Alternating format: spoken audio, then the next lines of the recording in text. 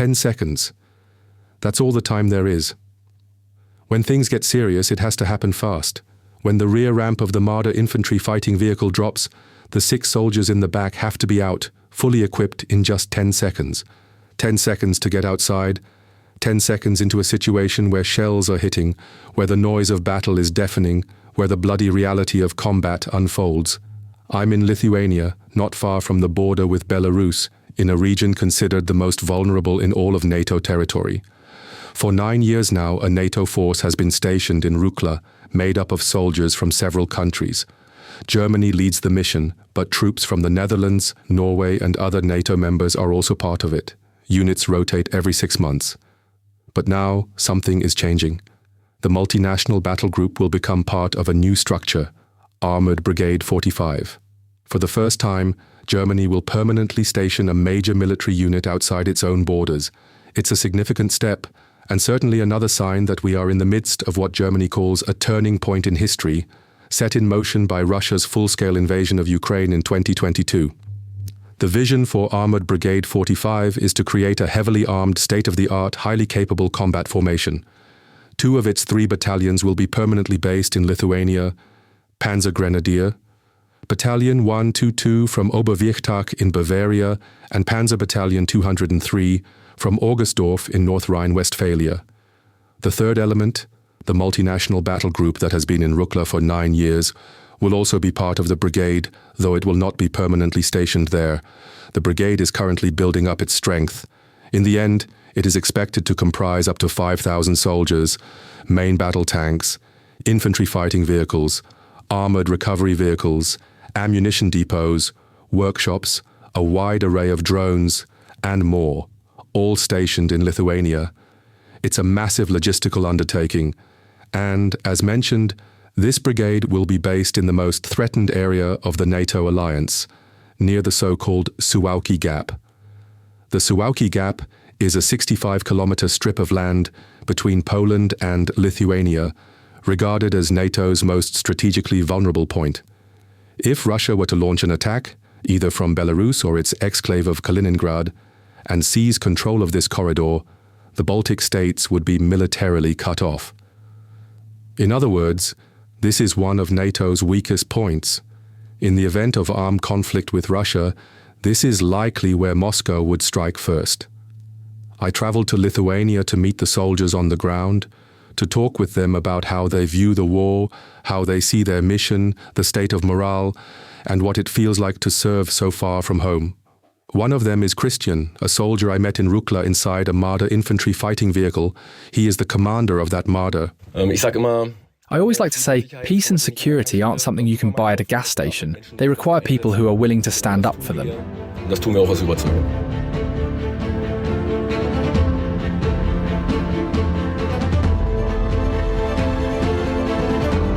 In Crisis Mode, the podcast from Conflict Zones with Jan Jessen.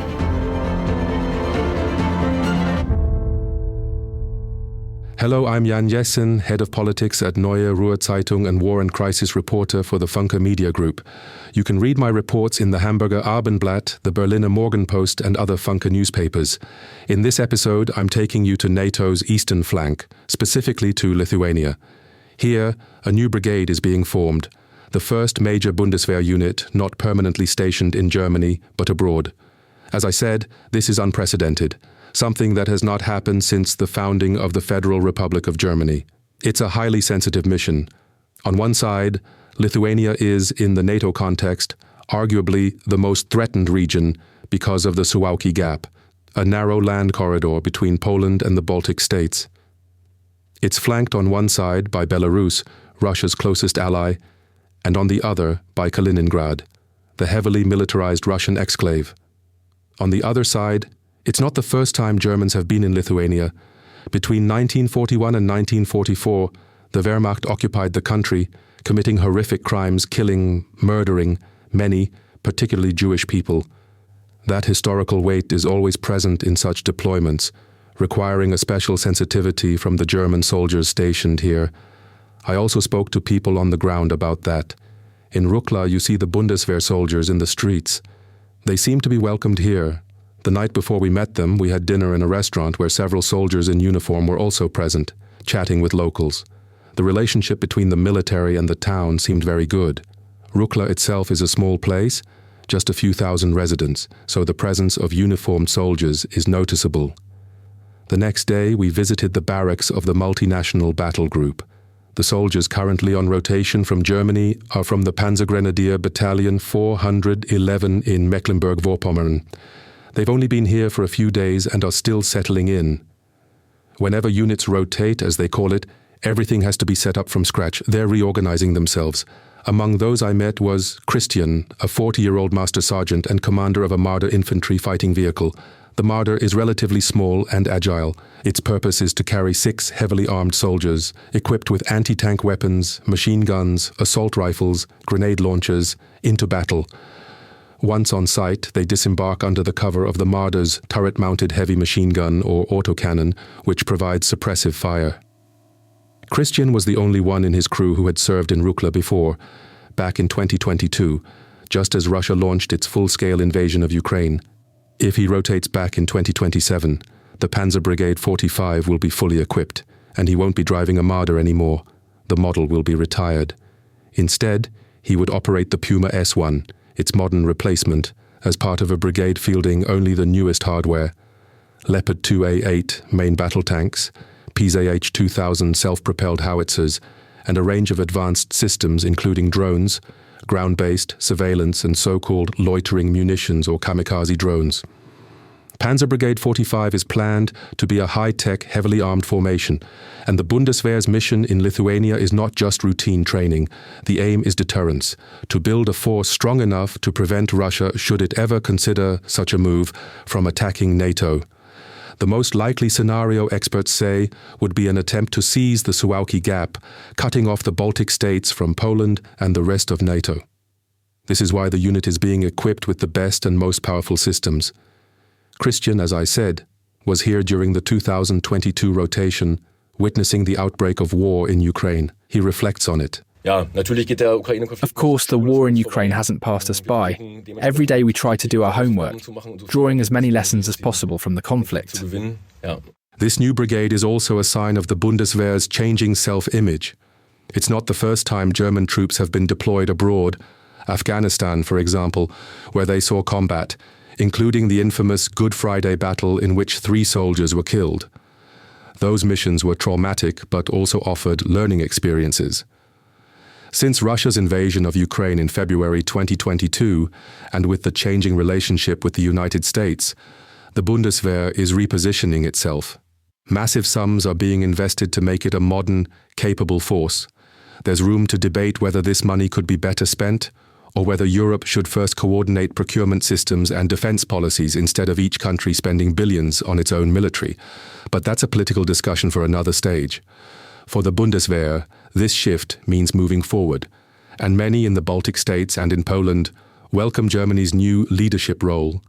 There is less fear of a rearmed Germany and more appreciation that it is taking responsibility and showing it can act without and, when necessary, independently of the Americans. In that sense, Chancellor Scholz's statement at the start of the war, that we are in a Zeitenwende, a turning point, applies just as much to the Bundeswehr. Now the aim is to make the Bundeswehr combat-ready in the truest sense, a term that may make some people flinch, but it is exactly what's happening. This isn't just a technical, logistical and financial challenge, it's also a human one. Soldiers spending long stretches far from home have families left behind, and that takes a toll. Naturally, I asked Christian, the Marder commander, how his family deals with it. Ja, auch die Familie, die macht sich natürlich immer Sorgen. Aber das Gute ist hier, man kann... Of course my family always worries, but the good thing is we can stay in touch every day. I can call home whenever I want, that's no problem. Still, I think it's the family who suffers the most. My partner is at home, lying alone in our bed, going through daily life in our apartment without me. And of course, the rest of my relatives feel it too. It's hard for them, but I tell them every day, there's no need to worry. We're doing fine, we've got each other. Everything's okay. Gegenseitig, wie gesagt, passt alles. For part of this Panzer Brigade 45, the separation from family won't be so long. As I mentioned earlier, of the 3 battalions making up the brigade, 2 will be permanently stationed here, while 1 will continue rotating every 6 months. The permanently stationed soldiers and civilian staff will live here for years, maybe even decades, making their entire careers in Lithuania. That's why, south of Vilnius, a completely new Bundeswehr complex is under construction. Barracks, kindergartens, schools, housing. The Lithuanian government is funding the entire project because it wants Germany to have a strong presence here. Building infrastructure for more than 3,000 people is a massive undertaking, but it's being pushed forward with urgency. Panzer Brigade 45 is also a prestige project, initiated largely by Defense Minister Pistorius and now backed across the political spectrum. Shortly before our visit, Finance Minister Klingbeil was here. When the brigade's creation was officially celebrated in Vilnius, President Steinmeier was present as well. It's a high-profile project in both Germany and Lithuania, and work is moving ahead quickly. The soldiers I spoke with are pleased about it. Serving in Lithuania, in a place where something could actually happen, gives their work a sense of purpose. One of them is Dennis, the driver of Christian's Marder infantry fighting vehicle. I have to say, I think it's the coolest job, driving heavy equipment. I think that's every boy's dream, but it also comes with big responsibility. Heavy equipment, big responsibility. Still, it's a great posting. Dennis clearly enjoys his job, but driving an armored vehicle is anything but safe in combat. In a previous episode, which we'll link in the show notes, we talked about Oleg, a young man I met in Ukraine. Germany has supplied around 140 Marder IFVs to Ukraine. More than 40 have already been destroyed or heavily damaged. When a Marder is hit, the crew suffers too. Oleg was a gunner in a Bradley 1FV, similar to the Marder. In July 2023, he lost his driver. Later, he himself was killed when a rocket exploded in his vehicle. If the worst were to happen here, Dennis might not describe his role as the coolest job ever. In combat, your life is on the line. Seeing a destroyed IFV in Ukraine makes it clear. When they take a direct hit, the result is devastating. Still, Dennis explained why he joined the Bundeswehr. And it's worth noting, the soldiers I met here had been briefed by Bundeswehr press officers. These weren't random encounters. Critical remarks were not to be expected, but it's still revealing to hear their reasons.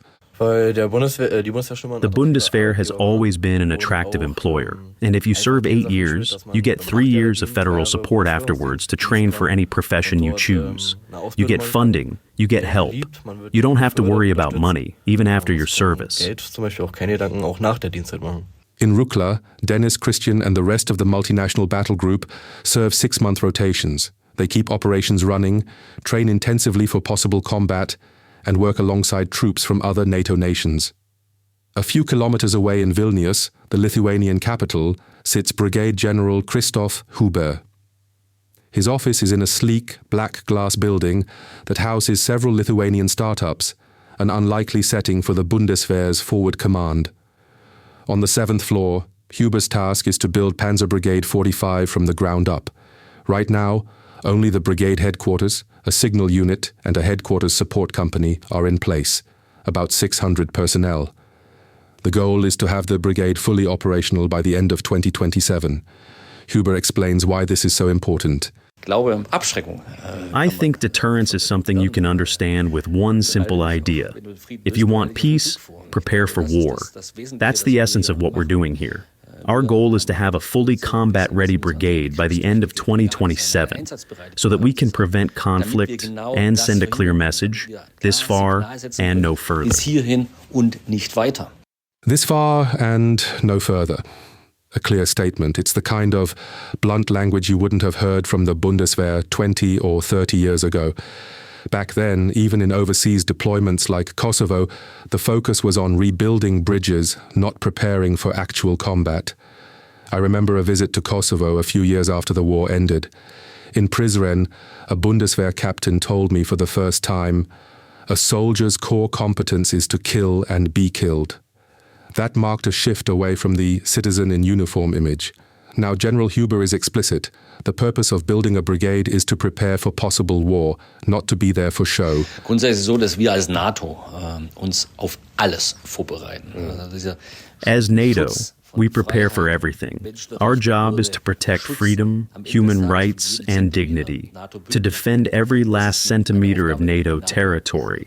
That's a 360-degree mission. And in NATO's defense planning, Panzer Brigade 45, under the 10th Panzer Division, is one piece of that larger puzzle. Und diesen Puzzlestein nimmt die Panzerbrigade 45 mit ihrer vorgesetzten 10. Panzerdivision wahr, sozusagen. The question is, how do you prepare for war, especially in a multinational setting like the Rukla battle group? It's not just Germans here. There are soldiers from Norway, the Netherlands, the Czech Republic, Lithuania, and others. One of them is Marcel, who, if the worst came, would sit in the rear compartment of the Marder, jump out, and fight on the ground. He told me what he expects from this deployment and what it means for him back home. My expectation is to gain certain experiences here, learning from people on a multinational level, from comrades from other countries, and simply the experience of being away from home for a while. But he also believes, well, of course, no one knows what will happen once you're out there. In the end, exercises are exercises. You can certainly train procedures. But as I said, when you're sitting in the back of an infantry fighting vehicle like that, it's incredibly cramped. Even without equipment, you've got this tiny little fold-down seat to perch on. It's tight, it's noisy, and when the vehicle is moving, the noise is deafening. Now imagine sitting there fully kitted out. Helmet, ballistic plates, vest, an assault rifle in your hands, plus an anti-tank weapon, plus a machine gun, and so on. You have to be extremely well trained to get out as quickly as possible, because the vehicle can't stand still for long. Anything stationary in combat is a target, or at least an easier one. If it's moving, it's safer, simple as that. So the soldiers have to dismount very, very quickly. That's what they're training for. But of course, in the end, you never truly know what will happen when it's for real. During exercises, you always know it's an exercise, no matter how realistic the conditions. You know the ammunition going off are training grenades, training rounds. And in the worst case, when it's no longer training, it's deadly serious. And Marcel knows that. Mentally, that's always hard to answer in advance. Ja, das ist halt, die Sache mental ist halt immer schwierig zu beantworten. Ich meine, wenn wir üben, dann wissen wir halt, wir sind auf Übung. When we train, we know it's training. And when things really go off, you know this is pure reality. Then it's about relying on how I've been trained, and we will do that, definitely. I believe our training is very good. That's why it's difficult to translate directly to reality, so to speak. I just don't think it's truly comparable. Auf die Realität umzusetzen, sage ich jetzt einfach mal. Und demnach glaube ich nicht wirklich zu vergleichen. It's always a mental thing when you go out there. Oddly enough, with soldiers, there are those who can handle it and those who can't. In my encounters in Ukraine, it's always the same. Some manage to cope with war and their fear, others cannot. And those who freeze up when the shooting starts, unfortunately they are often the ones who end up killed. Another soldier I spoke to, Malte, believes their training will help them keep a clear head in an actual combat situation. You notice these soldiers have often been together for quite some time. There's a strong sense of camaraderie. They even say they're basically like a family. Senior medic Christian says it's hard being away from your family at home, but also that they are a kind of substitute family here. They know each other well, they train together, and that matters. Like a good football team, everyone has to know what the other is doing. That's why this constant training really does help prepare for the real thing. Mein Gedanken macht man sich immer. Of course you think about it, but we've had a lot of training, and I'd say we're relatively well prepared for a possible real-world mission. The comrades are equally well trained, and we all work together. We can trust and rely on the person next to us. Fear is always there, as I said, but we'll handle it. Angst, wie gesagt, ist immer dabei, aber das schaffen wir schon. What's clear is these people are preparing for the worst-case scenario. Like anyone else, I hope it never comes to that. But given what's happening in Ukraine, it is important that the Bundeswehr trains accordingly, that it prepares for the worst, and that Germany lives up to its responsibilities. General Huber made it very clear what this is about. This is preparation for war, not because we want it, but so we can contribute to deterrence as effectively as possible. The war in Ukraine has changed everything. It starts with the fact that relations with the Trump administration and the United States have been fundamentally strained since Trump took office. Europe knows it now has to take responsibility for its own defense and security policy. The war in Ukraine has drastically changed the conduct of war. The pace of new weapons development has been astonishing, especially drones, which we've already talked about. These developments have changed everything in a lasting way. The Bundeswehr will have to adapt. I asked General Huber whether a tank brigade like Armored Brigade 45, with main battle tanks, infantry fighting vehicles, and artillery systems, will even be viable in the future, or whether they're relics no one needs anymore, given that future wars will be shaped by drones. He was clear, things are changing and they're adapting. Armored Brigade 45 will also be equipped with loitering munitions, kamikaze drones, reconnaissance drones, counter-drone systems, and more. He also believes future wars will still be fought with armored vehicles. I'm not sure. I've seen how heavy equipment like tanks are destroyed in Ukraine by relatively cheap drones. You have to wonder whether such mechanized brigades will remain viable in the long run. But that's a process that's constantly changing and adapting. And the people in charge are aware of that. They're also aware they're operating in a sensitive environment in Lithuania, not only because it's the most threatened area in NATO territory, but also because of Germany's historical responsibility in the region. From 1941 to 1944, Nazi Germany occupied Lithuania and committed horrific crimes there. The Bundeswehr says it bears a special responsibility because of that. Huber told me that in May, German soldiers helped document headstones in a Jewish cemetery so the dead would not be forgotten. He said this was very well received in Lithuania, where people appreciate that Germany is not trying to avoid its history. He also noted that, when asked whether German soldiers' presence is controversial, he's found Lithuanians are more shaped by their history under Soviet occupation, until the collapse of the Warsaw Pact and the Soviet Union, than by events of the Second World War. In his view, Lithuanians are very glad the Germans are there to help protect them from possible Russian aggression. We've been to many war zones: Israel, Ukraine, Syria, Afghanistan, you name it. Those were active conflict areas. This here is different. You're in a place where people are preparing for a war. In Rukla or Vilnius, when you speak with soldiers who have no combat experience yet, they follow events in Ukraine closely, watching what their Ukrainian comrades go through on the battlefield. Thankfully, they themselves have not experienced combat, but they are doing everything they can to prepare for it, a situation that will hopefully never come. Personally, I believe Russia will never attack NATO. The soldiers and the general agree deterrence is necessary, given Russia's aggression against Ukraine. I think attacking NATO would be too big for Russia. It would overwhelm their military capabilities. I hope and believe it will never happen. Still, it's essential to prepare, to train, to be mentally ready. Yes, we can argue endlessly about whether rearmament is the right path. The money could certainly be spent elsewhere, on schools, kindergartens, and so on. But the world is unstable, in turmoil, and it's wise not to neglect security policy. That was In Crisis Mode.